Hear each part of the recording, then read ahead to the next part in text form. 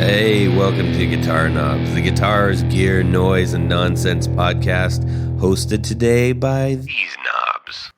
Jared Brandon wound pickups. Tony Dudzik, pick guardian.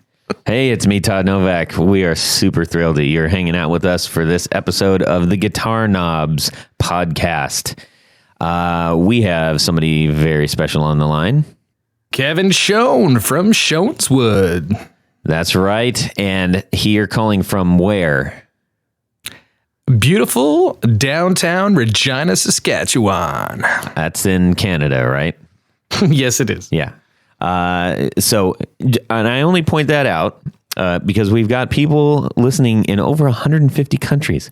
150 countries, which, you know, the world's kind of small these days, I guess, but I love the fact. Actually, the world has remained the same size over the years. You mean it's not flat? Yes. No, it's not. But it's kind of cool to think that somebody in like Vietnam is sitting there chilling in their room or whatever, and they're listening on their headphones, maybe playing guitar, listening to us talk about guitars and sharing. So hello out there, everyone. We really appreciate you, and we'd love to hear from you. Yes, so, if you're out there, let us know. Just say hi. I'm from here. That's cool. We want to put another push pin in the map that we have on the wall. That's right. Yeah. So, anyways, we're super excited to have Kevin on. If you're not familiar with Shoneswood, you just give him a 2-cent version. We're going to get into an interview talking about what you do. But if you could just give the very quick one floor elevator ride version of what you do. All right. Well, all right. Thanks a lot. All right. That's a quick elevator. Oh man. I think the cable broke. Yeah.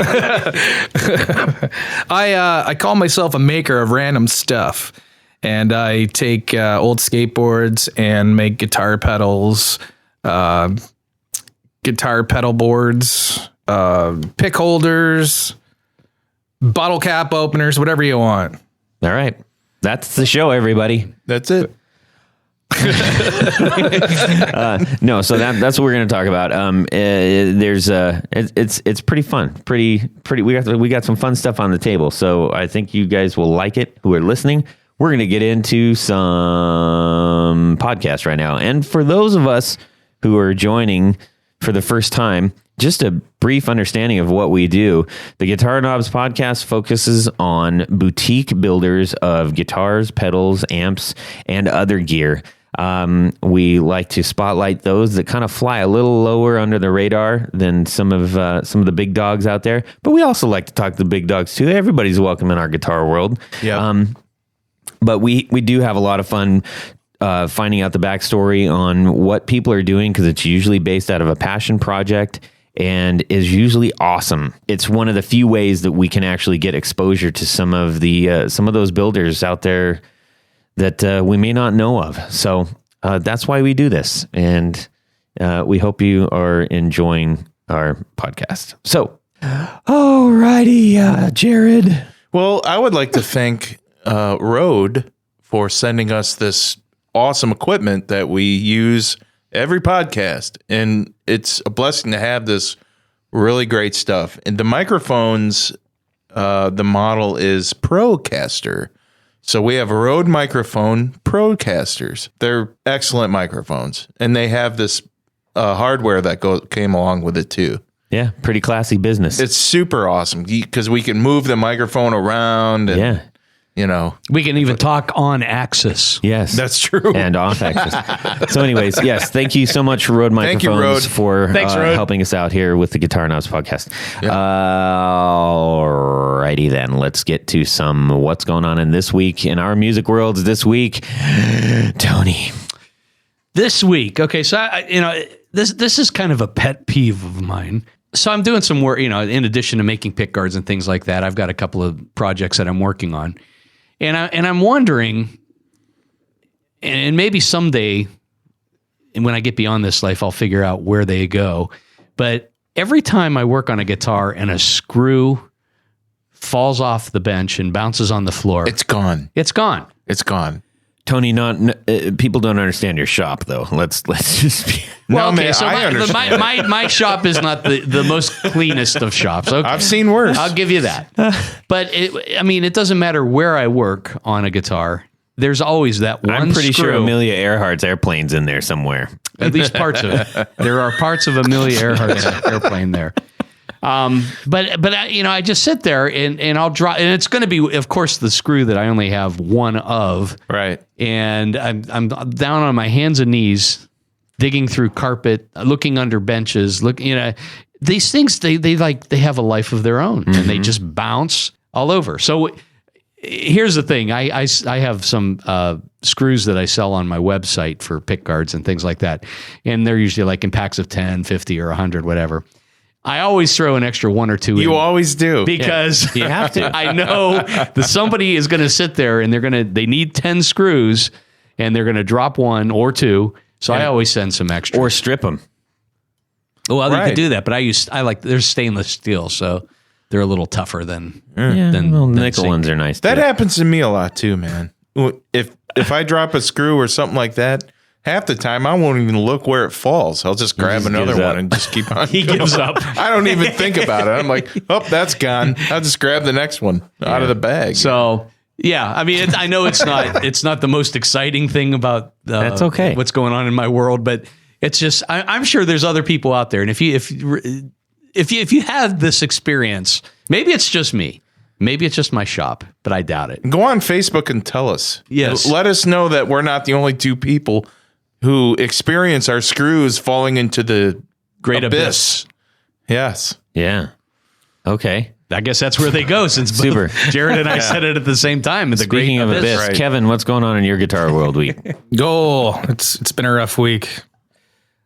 All Just right. getting over the flu, and got a couple of pedals on the bench that I'm gonna finish up later this weekend, and Ooh, the flu. nothing too exciting. Playing some guitar, Well, That's cool. I Doing- mean, you doing know, my thing, doing yeah. your thing. What kind is it? what kind is what? Your guitar. Which one? The one that you played you this play week. the most. I got mostly Fenders now, but Awesome. What model of fenders? I've We're going to got- pull out all the Does it information. start with an S? or a T or a J. yeah, it's kind of those. I got a Strat 60th anniversary, Nice. and I got a 60th anniversary Telly that I've had heavily modded. Oh, I got one of those. What kind of mods? I just had a Bigsby put in it. Oh. There you go. Well, let me ask you on that. So you've got a Bigsby on it. Do you have the Bigsby, like the plate that holds like a Jaguar bridge, or is it just a stock Telly bridge? It's the stock. Yeah, it's the B5 model of Okay. Bigsby. Nice. Okay. That's a lot. Yeah, of hardware, I've man. always, it's cool. And then I had the tone pot taken out.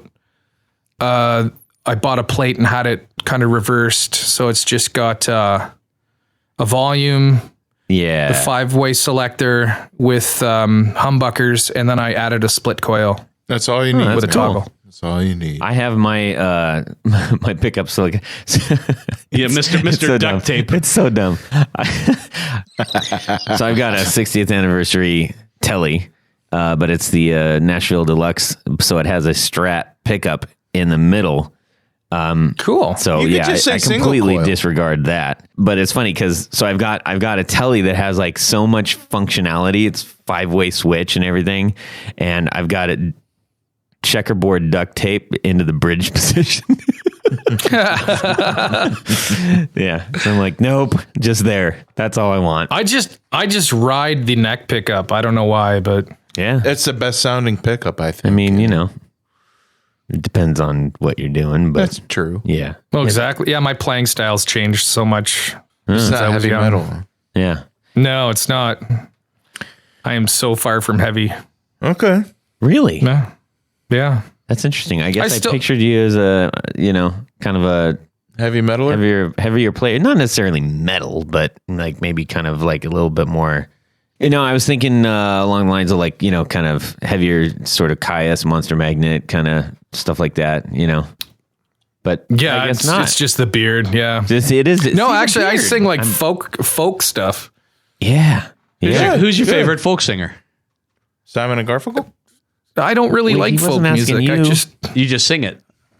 I just happen to sing folky Americana That's awesome. rock and roll kind of. Why don't you sing Canadian kind of? What? What? Dude. Dude, have you ever heard Stompin' Tom? I do not sound like Stompin' Tom. Counters. Well, actually, there's a lot of Canadians that went to America and became Gordon famous. Lightfoot. Neil Young. Neil Young. I mean, the list goes on. So There's two. That's one hell of a list. that's why I said All the right, list goes I'm bringing on. this back home. All right. All right. Sorry, Todd. So, Jared, how about you? This past week has been very interesting. Been getting ready for a big guitar show, Yeah. but my buddy Zachary, he works for me here and there, and he came on over. He purchased a Gibson ES 175, and he got the body and he got the all the other stuff for it, and he had a lot of stuff laying around too. So put it together, and But what was it missing? well, it was missing a pick guard. It still is, but that's really not what this is about. Oh, sorry. Sorry, I was but- going to try to shamelessly. He brought it over. self-promote. He brought it over and he plugged it in, and it sounded okay. It sounded like it had something choking the whole circuitry inside. Interesting. What? It just sounded real You mean dark. out- Okay. Yeah, it just kind of sounded dark, like the tones were up all the way, or maybe midway through. It didn't have that articulate brightness, that guitars have. So I said, I ran into this before. I know what's wrong with this guitar. It's the switch. And you laugh, but it's very true. It's the switch. It is the switch. What switch? I said, I promise you, this is the switch that's switch. causing this trouble. And he said, but the switch functions. I said, I know, but I can't explain why, but I promise you, the switch is the problem. I had the same problem with a 1973 Gibson Custom, Les Paul Custom. I switched the switch out, and it sounded great. And so I said, go ahead and get the guitar out, put it on the bench. I have another switch. Switched the switch out. And we switched the switch out. And The room began to twitch. The house to pitch. Okay. anyway, I said, I promise you, the guitar is going to sound just fantastic after we do this. So we plugged the guitar in, and lo and behold, oh my gosh, the thing sounded beautiful. I was right. That's good. The thing that's not all that great is that I can't logically explain why. Maybe someone out there can. I'm going to guess it's carbon buildup on the contacts It could be. or dirt. Well, if that's Or- the case, that's easily remedied with a little bit of sandpaper or steel wool. No, Sure. contact cleaner. Yeah. That too. Not All the the stuff. three of those Not things will not get rid of contact lens carbon. cleaner, but Yeah, but I mean, it just- electrical Yeah, contact. this is a hollow body electric, and they're very difficult to work on. No, I'm just So, saying, I if you mean- pull the switch out, Oh, I understand, but It's it's just a lot of work to pull the switch out. You have And to then- pull but the you neck already book had to up pull out. the switch out because you switched the switch. I understand, but putting a brand new switch in it is, Which was not a healthy situation for. Anyways, wow, this is So going it- off the yeah. damn rails. so anyway, it's a great guitar. Okay, plays can I like ask- butter. Can I ask you how you? What was your methodology for taking the switch out and putting it back in the neck pickup. through the neck pickup? But Yeah. did you attach like a wire to it or? Pipe cleaner. So Zachary, he's the one that fed the switch through. He's got really small hands, and Are they abnormally small? nah, but they're just smaller. They fit. Zach's not a big person. Yeah. He's a small cat, so he had no trouble feeding it. But he had a little trouble. It wasn't easy, but he did it. And I couldn't believe it. I was like, wow, I would have had to use a piece of wire or something. I would say rewiring hollow body or semi-hollow guitars is probably my least favorite work to do. Yeah. Yeah. So if you're going to replace something, I would just put something in, of high quality and brand new. Because that way you don't have to keep messing with it. Keep taking it apart. Did you put the old knob on it? Of course. I'm just checking. Yeah. I mean, that's not necessarily in it, of course. A lot of people might actually forget to do that. Sure. But not you. I understand that. Mm-hmm. Actually, Todd, what's been going on? Thank you, Tony. Alrighty. You know what? I was just having a super fun time playing guitar this week. My band decided to do I kind of hopped up on a specific song. And I'm like, guys, I think this would sound great. Let's learn it. And it's like one of the easiest songs I've ever had the pleasure of learning.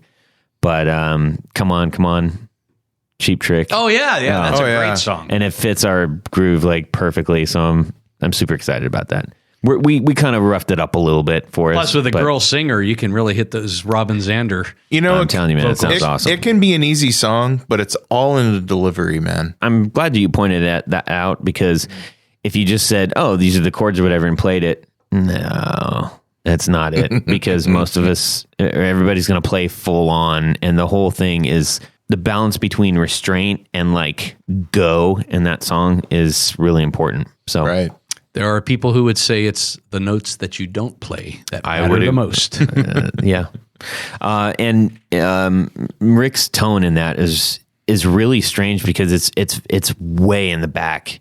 It's not a super like, hey, here's my distorted guitar sound. I mean, quite the opposite, but it still sounds fantastic. I just love that band. Anyhow, that's off of In Color, isn't it? Yes, it is. That's a great album. It sure is. I love it. Album, CD. Yeah. I'm showing my age. Sorry. So, all right. Ouch. 1, 2, 1, 2, 3. 4 on the floor. All right, Kevin, give us your 4 on the floor. All right. So I've thought long and hard. My first choice is the Jackson Audio Prism. Whoa. Excuse me, Prism. The Jackson Audio Prism. That's the first time we had that on this one. Yeah. Well, it's relatively new to me. I've had it for, I don't know, a few months. And I just love the way it just cleans up the amp that I got and just helps it just boost nicely. Awesome. So that's a keeper. I turn it on, it stays on. How did you encounter that pedal? How did you come about that there pedal? Through the fine art of Instagramming. One of my favorite things to do. So did someone turn you onto it, or did you just kind of stumble on it? I stumbled on it. Yeah, I've stumbled on a lot of things on Instagram, such as yourself. Yes, you stumbled upon me. That's cool. So did you contact them directly? Did you get it on? How did you acquire it? Just order it online.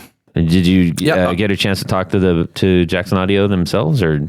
I didn't know. And I did take advantage of a scratch and dent sale. Nice. Because I'm Canadian, things cost so much to get here. I took advantage of that. That's killer. And it was worth it, yeah. So does it play nicely with your other pedals? Absolutely, yeah. It's such a nice clean pedal. That one looks like it's got a lot of switches and junk on it. Do you mind just kind of walking us through that real quick? Yeah, okay, sure. So it's got a tone, a body, a boost, and it's got like a high, mid, low amp setting and a color amp and trans setting. Wow, so that's a lot of settings. So when it says it Audio Prism, I'm assuming that is literally kind of coloring your sound. Is that kind of the... Yeah. So I've got a great amp. I've got a couple of great amps, but I'm just using it to just kind of brighten everything. Okay. All right. I'm new to all these pedals, and I'm just going by ear. That's cool. I like that. When people send us pedals to test out and stuff, a lot of times they're like, do you want the do you want the sheet, the explanation thing? And I'm like, I kind of just want to experience it and kind of like find myself in it. Yeah. Dope. Yeah, What's your it's a second great way one? to learn. What's your second one? My second one is actually the one that you have. Aha. Now I made the enclosure, but Chuck did the Chuck from Spoon Sound Effects did the guts for me, and it's just a basic one knob overdrive, and it sounds fantastic. Cool. Yeah, Now- I think it sounds fantastic. It sounds fantastic for my playing style. So I think it sounds fantastic too. I want to hear your best description of why it sounds fantastic, because Tony and I were talking about this, and I was hearing things in here that maybe, I don't know if Tony wasn't or you know. No, I mean, what I heard was... Well, hang on. Let's Okay, let Kevin okay. explain. Go ahead, Kevin.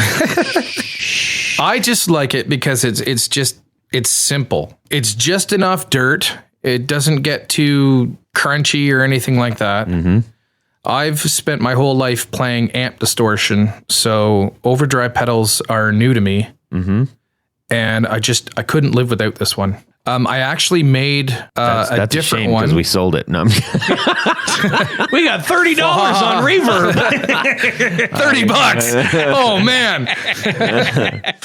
no. That's US. It's that was 100 hours of work. this. I love this pedal. You know, it's funny because when I pulled it out of the box, I was like, okay, it's a boost.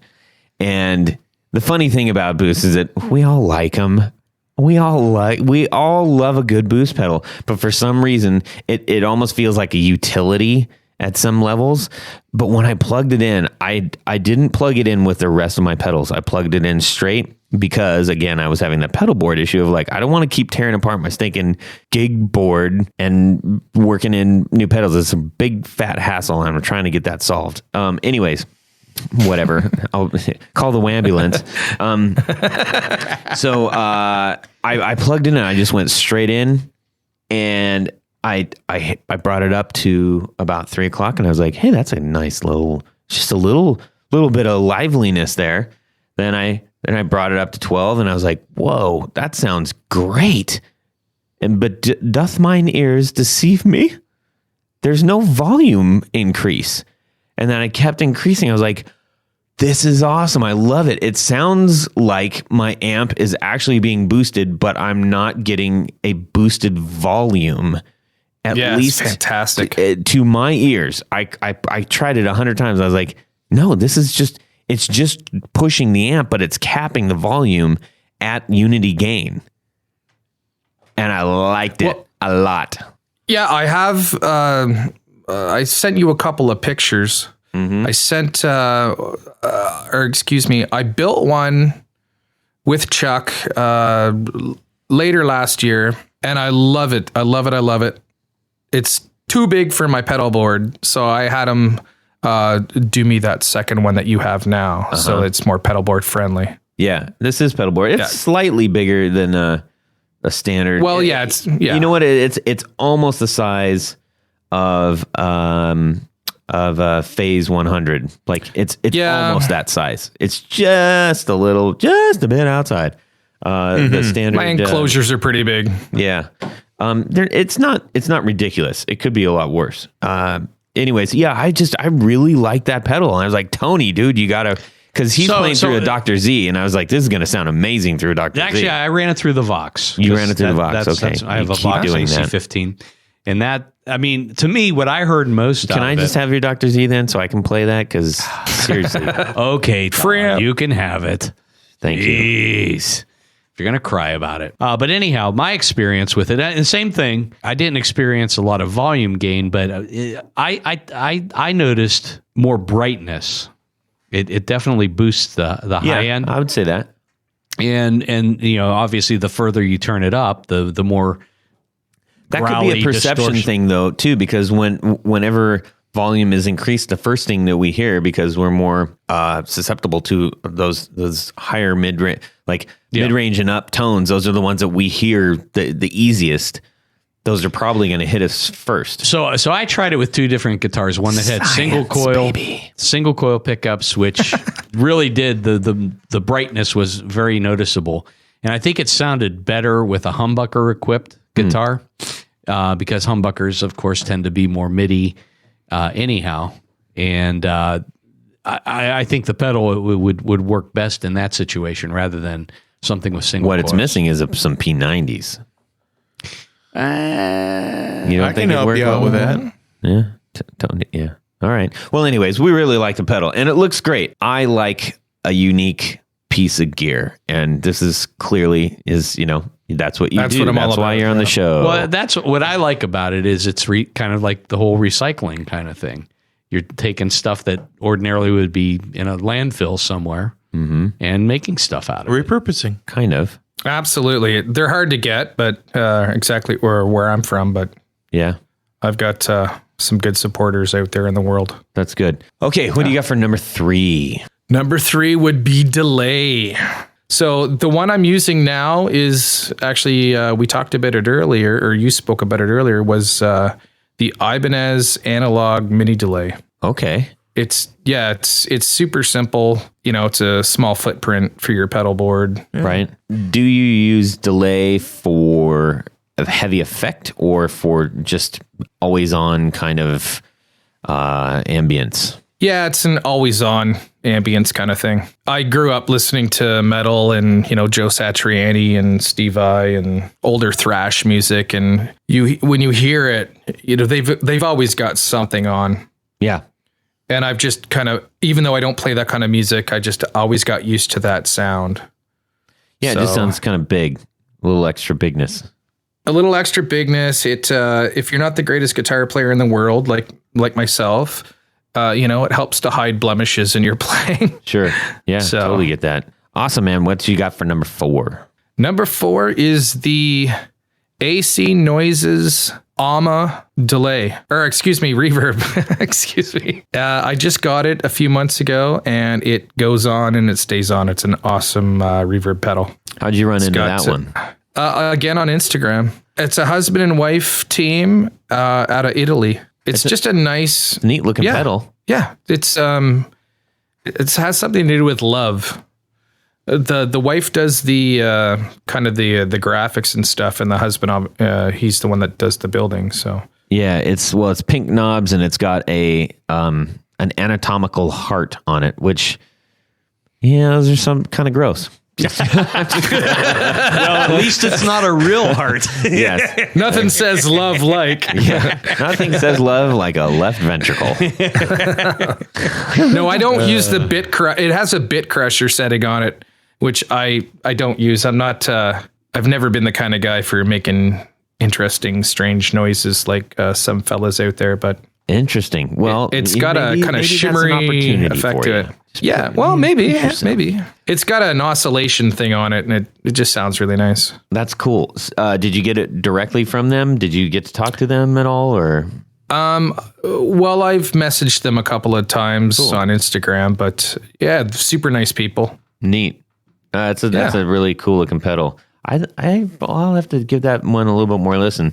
I'm more familiar with the other ones. I'm less familiar with the AMA, but I definitely want to check it out now. Well, I'm all about the color too, so Yeah, it's interesting because you don't see like sort of straight pink. They're not hot pink. They're just kind of pink.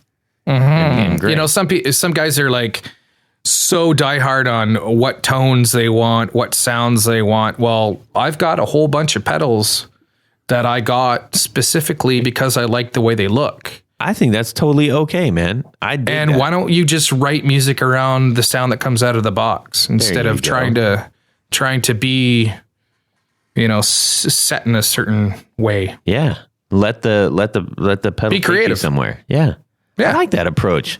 Well, hopefully That's a the new pedals approach that nobody's really brought up. I appreciate that. Hopefully the pedals sound good. They do to me. If they don't sound good, at least they look good. Yeah, Sure. Jared. That's right. Jared comes from the camp of I don't care what it looks like. I don't care about the graphics. I really, really don't care. It just has to sound good, which is a totally.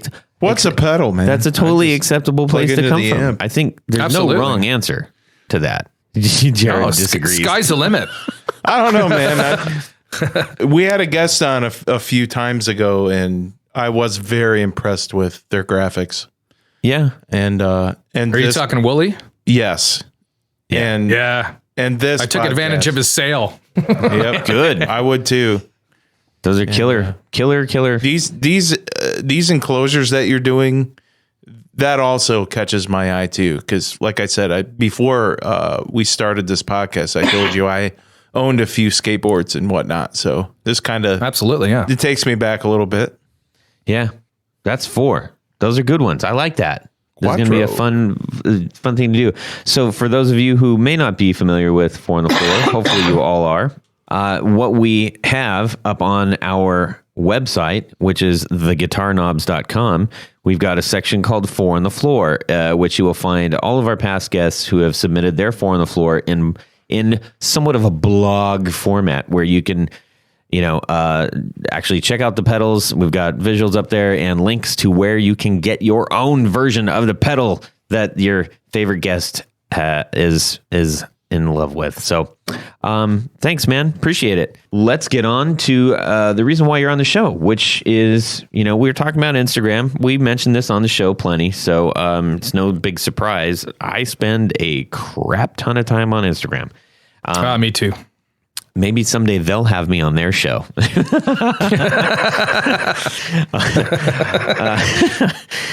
So you are making pedal enclosures and pedal boards and other guitar accessories and other accessories, beard combs and bottle openers, as I understand. Yes. So you're basically just finding all kinds of really great uses for old skateboards, right? Pretty much, yeah. Yeah. The beard combs are what started it. Yeah. Interesting. Yeah. And if I had a beard, I would probably get one of those because those look pretty handy. I know a few fellas that could benefit from that. But this isn't the beard podcast. So no, it's not. We're going to talk about your guitar pedals and pedal boards. If you go to Shoneswood Facebook, you're going to see exactly what we're talking about. And we're going to go through and just kind of talk about like the genesis of these, how he got started, what his approach is, et cetera, et cetera. And just for the record, that pedal board, the last pedal board that you built looks freaking awesome. That would be the one I built for Chuck at Spoon Sound. Okay. Yeah. That thing's awesome. So we'll talk about that Thanks. and how, your approach to that and all that business. You're a playing musician. You're not just a guy who just builds guitar stuff out of skateboards. So you have an appreciation for these things. You were kind of mentioning your musical background. How did you get started in guitar? Well, I picked up an acoustic when I was 7 that my mom had lying around and just went from there. I'm self-taught.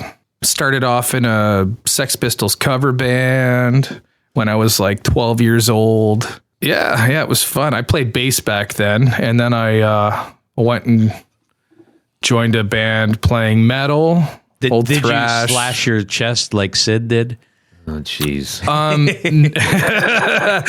No, I slashed myself in other ways, but not with a razor. It was the 80s. Yeah, I know. Yeah, and once I got out of the metal stuff, I ended up in just a straight up rock band playing lead guitar. I don't know how that happened, and I've just kept going since. I got such a great package in the mail. Let me just tell you guys a little bit about that real quick, because the segue is that in that package was a nice little CD of your. I did send you one. Yeah, you did. It was at the bottom. I didn't even know it was there. Did you actually listen to it? No, I was thinking about that. My kid actually was like, "Hey, what's this box laying here?" And I'm like, "Stop," because they like to get into the boxes. And I says, no, stay out of the boxes. She goes, there's a thing in here. And I was like, what? And, sometimes you don't catch everything. And it was on the very, very, very, very bottom. And I was like, oh, it's a CD. That's cool. I'll have to give that a listen. So I haven't gotten a chance to listen to it yet, but I will. Cool. So Yeah, and in that was this lovely little pedal that you have here from Spoon Sound that you created the enclosure for, and also this cool little like a mini pedal board, which I absolutely love. I think is fantastic. Can you want to describe a little bit what this is all about? Sure. Well, I follow a bunch of pedalboard daily things on Instagram, and there's always Altoids tins on guys' pedal boards to hold their picks. Right.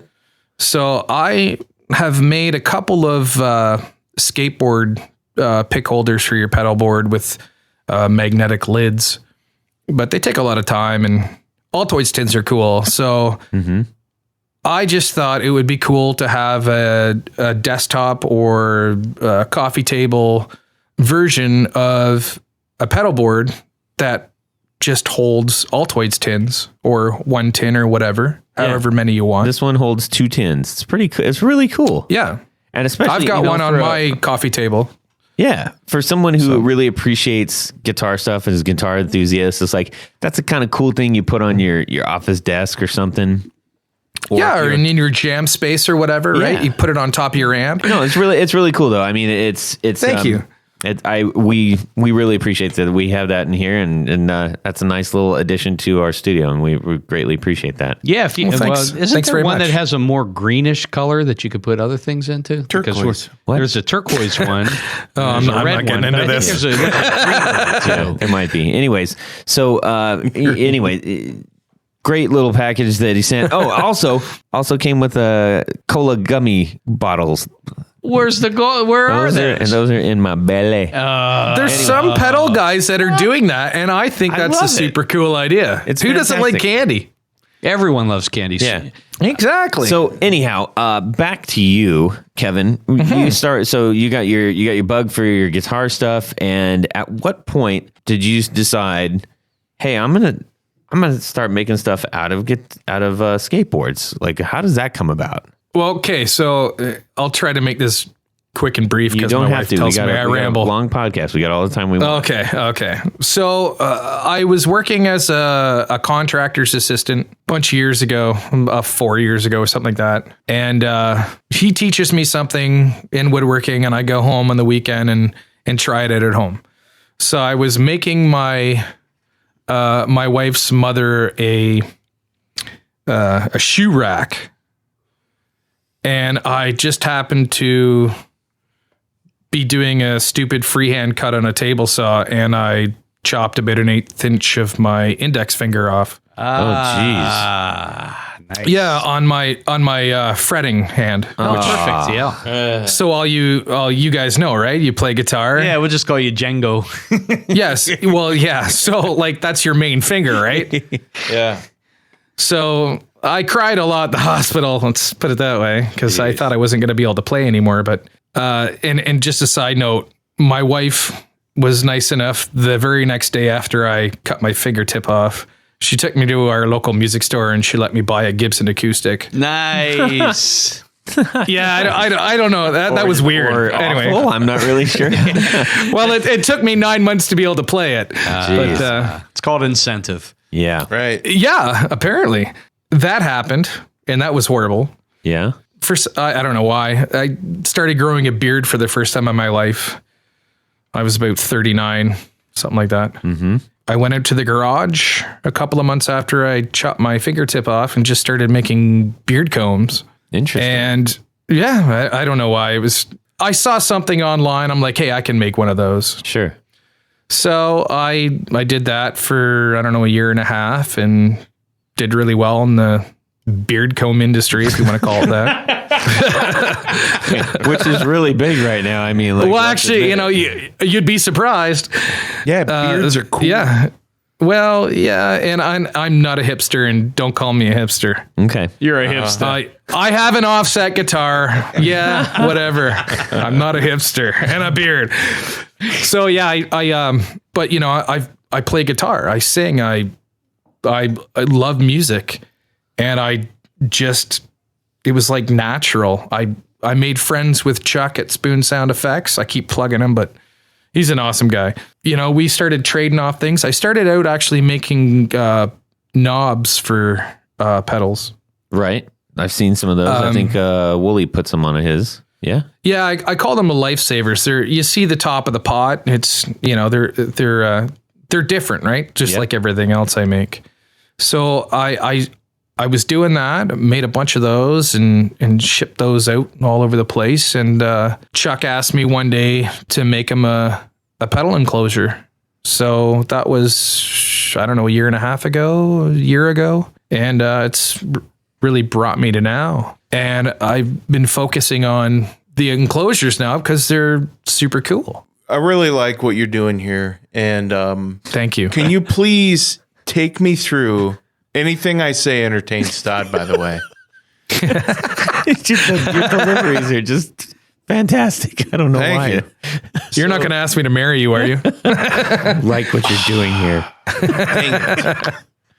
Okay. Take me through trying to find an old beat up skateboard to carve up. I mean, I had these and they were not flat. Yeah, well, these are not flat. Why don't you let's describe this first so that people kind of have a better understanding of what this is, and then that'll help inform the discussion we're about to have. Okay, buddy, you format it out for me. Okay, so Jared, what do you see in front of you? It's a box. It's a box of many colors. So here's the trick. This is what we're ultimately getting to. Most skateboards are molded. They're shaped. They're molded. And they've the got concave. all kinds of curves and concaves and tails and noses and all the everythings. And what we have in front of us is a flat-sided box of many colors and paints, silk screens that are kind of chewed up and spit out. And it's awesome. So, Jared, your question. Where do you get these skateboards? How do you come across these things? Where do you find them? What's your source? That's 4 questions. Answer all those questions. Now, No, basically, where do you find the skateboards, my friend? This just got infomercial. Well, one of the local skate shops in Regina, Tiki Room, they've been super supportive. You know, kids come in with a thrash deck and buy a new one. They just leave the old one there. So they save them and I get them from there. I've had a guy previously in BC, Canada. He's shipped me a couple of boxes. Again, my friend Chuck from Spoon Sound Effects he's a big punk rock guy. He's a family man, but he's still a skater. And he goes to his local skate park. So they are good buddies with Chuck. So they've been saving them for me, and Chuck's actually shipping them from Quebec. Nice. Okay. Yeah, which is, you know, it's like 3 provinces over, and he ships them. So just through friends to me. Just through friends and friends in a local skate shop. Sure. Yeah. And there's been a couple other guys around my town that have been really supportive, and they saved them for me. And because you know, you don't want to use every one, right? I mean, you want something that's visually stimulating. So not every board that I get, I want to use it for a pedal or a pedal board or something like that. But yeah, I mean, you got to heat the home somehow. Exactly. Yeah, that's what the pedal boards. The ones he doesn't want to use, right into the wood burner. I'm sure you can find, you know, a reason to use just a regular colored piece with no graphics on a side or a absolutely. Yeah, he's got that on common. Not every side has got the graphics on it, which is kind of nice. I mean, these are super colorful and each one's totally unique. So I think the question that we're all trying to figure out is like, how do you get around all of the curves? I mean, there's hardly a flat surface on boards anymore. Yeah. No, there's not. Well, then that's the thing, right? I mean, the whole deck is not completely usable. So you've got like 12 or 13 inches in the center of the deck that you can actually use. It's the flattest, especially right down the center and the middle, which is kind of why I make the pedals the size they are. And then my best friend is my belt sander, and that just flattens them. Nice. Something that I've had to come to terms with is this is handmade. Right. Yeah. I'm not a robot. I'm flawed. The skate deck is flawed. Everything is flawed. So what you do is you make it visually stimulating, because at the end of the day, it's a box, right? Right. Mm-hmm. or in the pedal community, it's an enclosure. You're making a box. You drill some holes, you make a box. So it's got to be smooth. It's got to feel nice in your hand, and it's got to be visually stimulating. I haven't put it down to the whole show. Like, I've literally been holding it and playing around with it. I'm going to put it down. So, and you know, I'm new at this. This is Finnish carpentry, right? This isn't like building a deck, which is how I learned. So it's, I took a guitar building course, I don't know, 7 years ago and built an acoustic. And I learned some skills there that help me now. Yeah. But, you know, if you want like a box that's perfect, you'd have to machine it. Yeah. Well, that's not that's not the fun part. I mean, it's not called out. It's the imperfections. It's the little oddities that you're finding in that, the grain of the wood, the stain. Some of it's stained, some of it's painted, some of it's got the graphics still on it. And I know on some of them, what you seem to be doing is focusing. So like you'll build the box and then it'll say, hey, on this other piece, there's this cool graphic, and then you cut it out and apply it to another box. Yeah, because skateboard art is literally amazing. Yeah, they have so many good, graphic designers, artists. All these companies, they spend a lot of money on having this stuff made, and why waste it, right? Because I've always been into skateboard art. I mean, so much of it's so cool. So why waste it? Just let's make something unique out of it and not have it go into a landfill. So it looks as though you're finding not only interesting things to apply to these boxes, but you're also seemingly making new styles of enclosures or new sizes and things based on those graphics. Yeah, I've got an enclosure or a fuzz pedal coming from Chuck. It's I call it the Creature Satanic Fuzz Pedal because it's Creature skateboards, but it had this super satanic looking cartoon graphic on the bottom of it with a pentagram. Mm-hmm. So I didn't want to waste the graphic. I didn't want to chop it up, and so I made a pedal out of it, and it's like 5 1/4 inches long. Now that's from front to DC back. It's too big to go on a pedal board. It's huge. Yeah. Right. And it's like 4 inches wide, but I didn't want to waste the graphics. And so, yeah.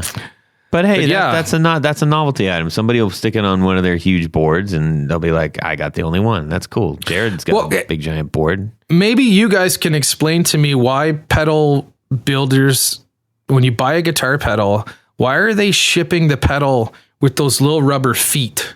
I have no idea, man. At this point, I really don't. I don't understand that.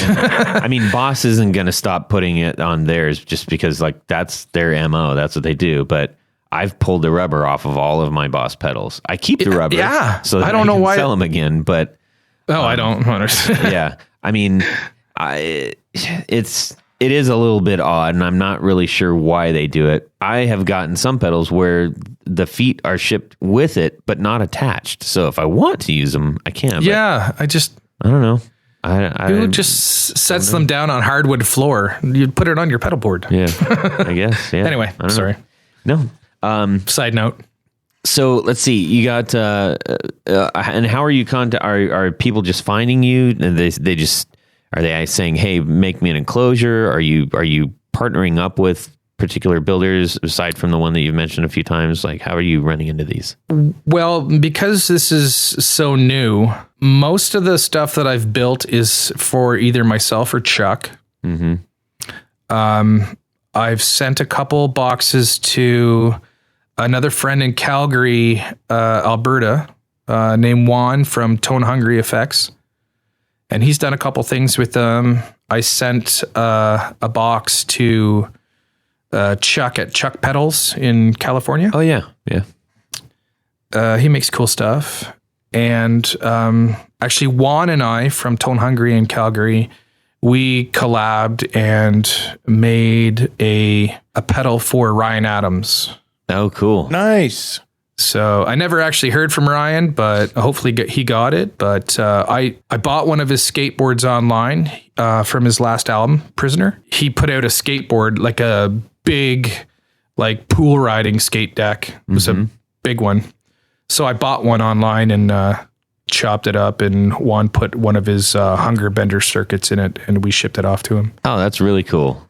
Yeah. So again, we're starting out, or I'm starting out. So, it's all about getting exposure and getting people interested in something unique. Yeah. Yeah. Not one's the same, or no two are the same. They're all right. Well, we talk about that a lot on this show where, it's, you can start off at getting something you want, then getting something that you want that's unique, getting something you want that's hand built, getting something that you want that's hand built that is a signature series, or getting something that you want that's hand built that's signature series that is a one off. Those are harder to find. Absolutely. Because it's a lot more labor intensive. So when you run across it, it's like, I think if certainly you mentioned it, and I mentioned this often too, where it's like, I love the idea of having a little piece of guitar art, it's cool. Well, absolutely. Like the way that I see my gear, I want it to be colorful and pop and visually. And to me, it doesn't matter what other people think. But that's why everything's unique and one of a kind, because, this guy's going to like this and that guy doesn't like it and he thinks it's stupid. So one of a kind it is, right? I like it. If that made sense. Yeah, no, you're solid. I think why don't we trademark a term called guitart? Guitar art. Yeah, guitar art. Guitart. Do that. It's yours now. Well, then I'm not doing anything new, right? It's a box. Yeah. And it's a pedal. That's all it is. Yeah, but it's really it's awesome, how you view it. Yeah. So yeah. Like I think it's cool. You don't have to skateboard to like like a pedal. Like one of the ones that I'm building right now has a baseball player on the top of it, and it's going to be a really dirty fuzz pedal. Well, you don't have to be into baseball or skateboards like that, right? Or skateboards. It's just whatever. If it appeals to you, it does. However, that would be pretty awesome if if you liked all three. Right. If a skateboard guy, absolutely. A skateboard guy busts up his skateboard and then he's like, hey man, I'm going to take my pedal to Shoneswood. I'm going to take my skateboard to Shoneswood and he's going to make a pedal out of this thing. Yeah. I mean, that would be pretty cool. Yeah, I'd love to do that. I mean, then, he still has his board, right? But it's in the form of a pedal enclosure. Yeah, absolutely. That'd be pretty awesome. Speaking of all the things that you're making, I'm really intrigued at the pedal boards because, I talk about them all the time, but, well, that's cool, but they're really cool. They're a good thing, man. They tell us about them. Like what's your approach here? Okay, well, the pedal boards started because I make all these friends and I buy pedals, and I am now some kind of otherworldly pedal junkie that has way too many guitar pedals. That never. And you need to store them somewhere, right? I see a lot of guys make shelves and all that kind of. Now they're pedals. They should be on a pedal board. Yeah, man. The pedal board should be just as much a piece of art as the pedals themselves. So I started out with a really big one. I can't, honestly, I'm sorry. I can't remember the size of it. It's got 11 pedals on it and one of my handmade pedal board lights on it. It's huge. It's got two Voodoo Labs power supplies underneath, which is another thing that I wanted to do when I built them is I want to find a way to undermount the power supplies because the power supplies take up too much room, right? Mm-hmm. So it's just gone from there. These are new. I've made 9 boards so far, full size ones anyway. And full size being what about? We're looking at, 16, 17 inches by, 12 inches. Something to hold. Well, as I said, I've got one board that's holding 3 pedals with an undermounted supply. And then the other one has, 12 pedals on it with 2 undermounted supplies. So how many mini pedals would fit? That's I've made a mini pedal board. Cool. For a guy in California somewhere. He makes these crazy little. I never even plugged it in, but I bought it I traded them because it was unique. Cool. Just they're like micro pedals. I don't know. It's some kind of fuzz pedal. Anyway, I don't will use never fuzz own much. any of those. Yeah. His I foot's don't too big. blame you. Yeah, well, And you just use your thumb to turn them on and off. I just started making them because I need them. Yeah. Right. So I've got a lot to learn. So I'm learning. I mean, I'm looking at the pictures on here, man, and this thing looks tight. And you're also, it's nice because you're putting in grommets for the power outs and the plugs and stuff, which is cool. Well, yeah, and that's something.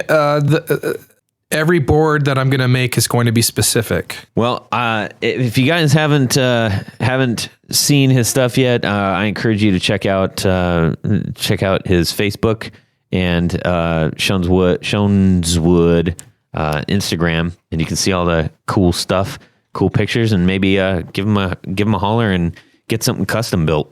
I appreciate you spending a little bit of time with us. This is a unique thing in our little guitar world. We're talking about guitars and pedals and amps, and we got to talk about something a little different today, which was really cool. Yeah, and I really appreciate this. This is a good opportunity. Yeah, for sure, man. Yeah, it's really cool.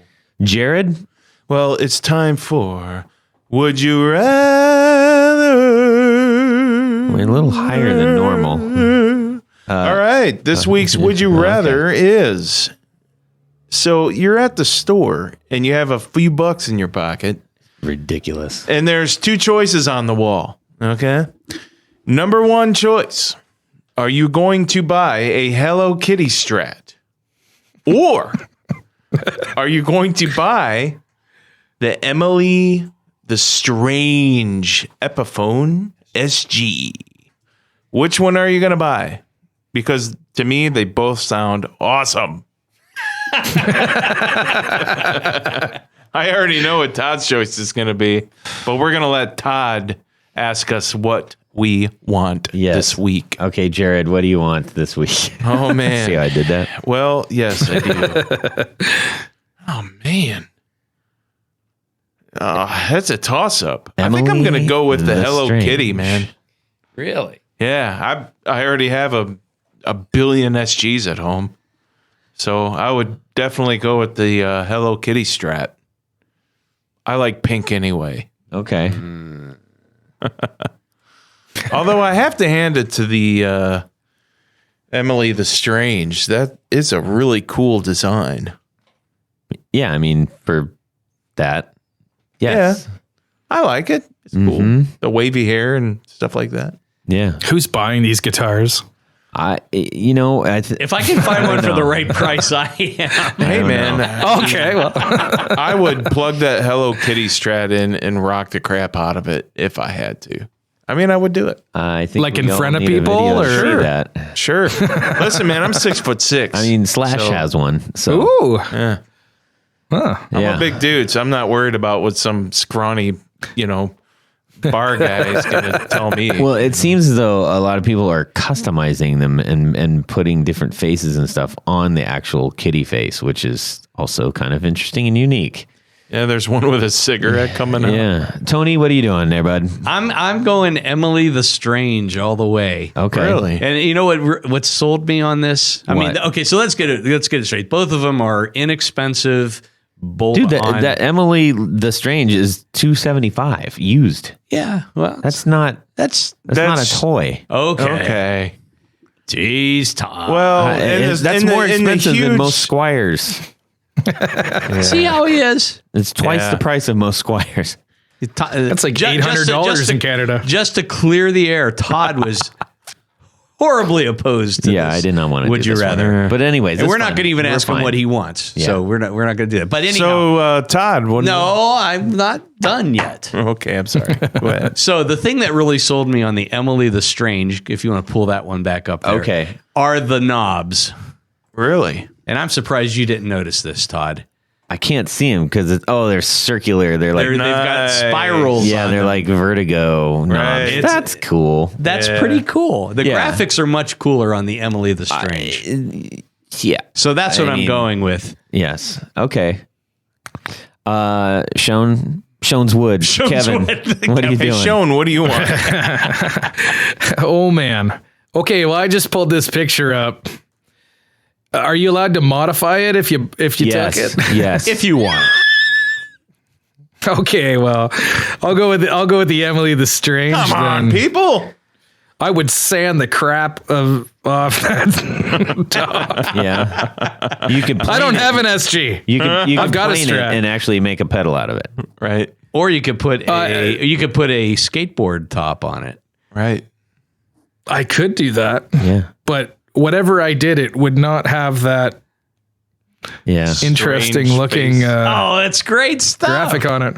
That's I would totally rock that out. I've got 3 girls. They would love that probably. Sure. I don't even know who Emily the Strange is. Me either. It was some character on a cartoon or a show on some Yeah. thing. Anyways, Getting old, I guess. Todd, you're not allowed to answer. I am going to answer because I've got a great answer. You're going to like this. So on the back of the Hello Kitty guitar, there seems to be a couple different versions of it. There's like a cursive Hello Kitty, and there seems to be one where I don't know if this one has been modified or not, but someone's put like sort of ransom note Hello Kitty on it. Now here's what I'm doing with it. You guys are gonna like this.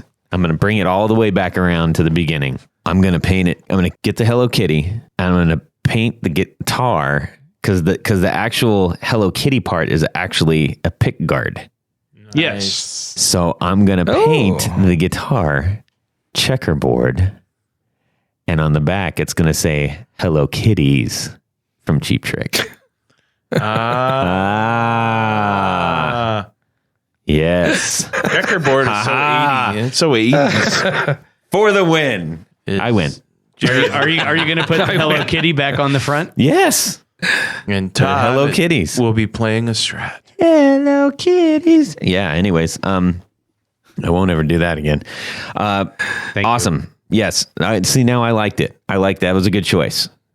What? Yeah, it was a good choice because I found something good to do with it. Yeah. All right. It just takes All right. a little creativeness. Dudes,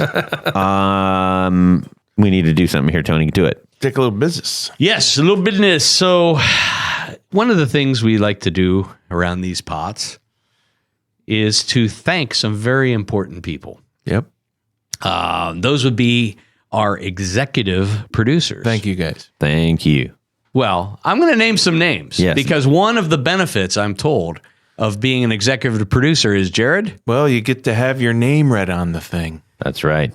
So you can go to patreon.com/the guitar knobs and find out how you can become an executive producer, or if that's a little too rich for your blood, which it's not that rich, you can find various other levels and find some really great prizes, And we'll love you just the same.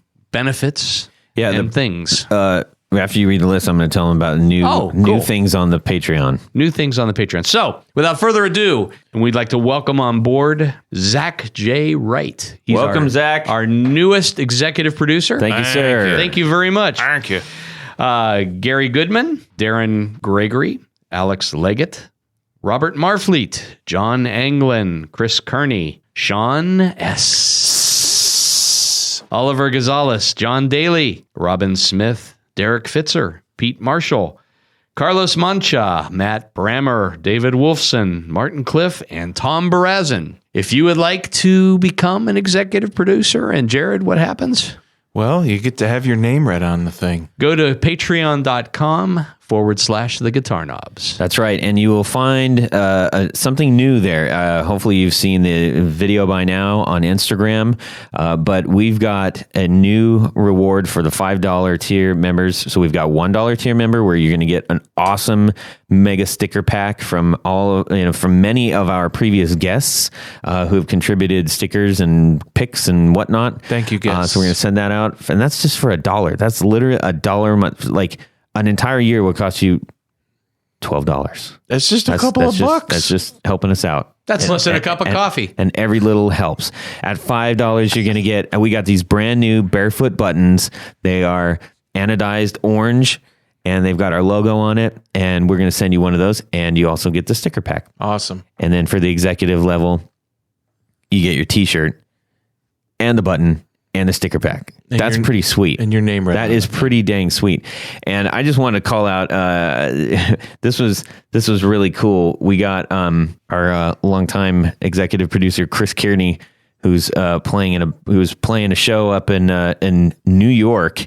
And he sent us two pictures with him playing. So he's on stage with our shirt and then doing his band photo with the shirt. And I was like, man, that is awesome. Thank you so much for sending it. If you guys have our shirts and you want to send us a shot of you wearing it, we appreciate it. We love to see what's happening with the stuff that we're putting out there in the world. So thanks to Chris for sending that, and good luck with his band. And I think we need to find out where we can send people to you.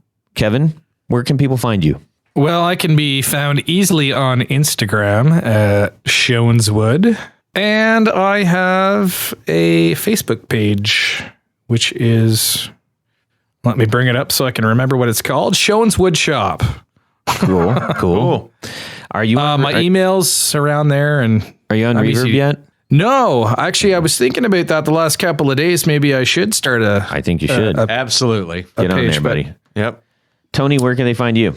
Well, of course, they can go to pickguardian.com, or if you want to use the social media, I've got, actually, they're both listed under Pick Guardian and the number 1 for Instagram and Facebook.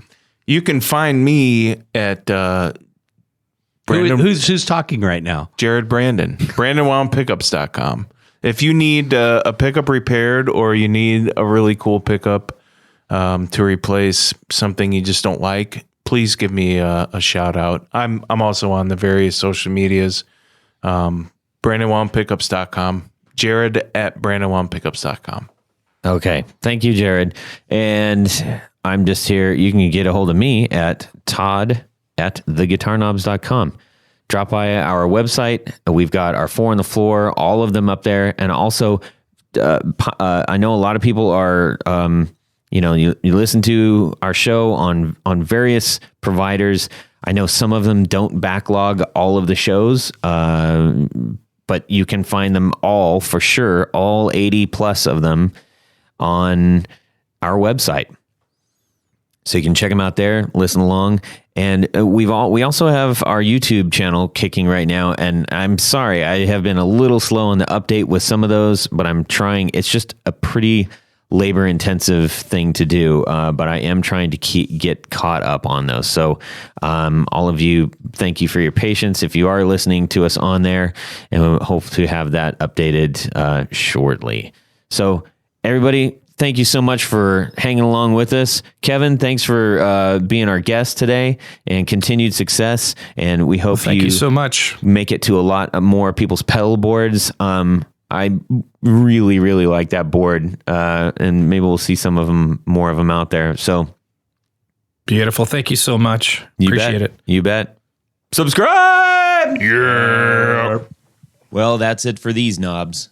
Please visit our Patreon page at patreon.com/theguitarknobs. Visit our website at theguitarknobs.com for all of our past episodes, 4 on the Floor blog, and other good stuff. You can connect with us on social too at our Facebook page, and share your gear and stories on our Facebook group. Also, be sure to check out our Instagram at Guitar Knobs. Catch you next time.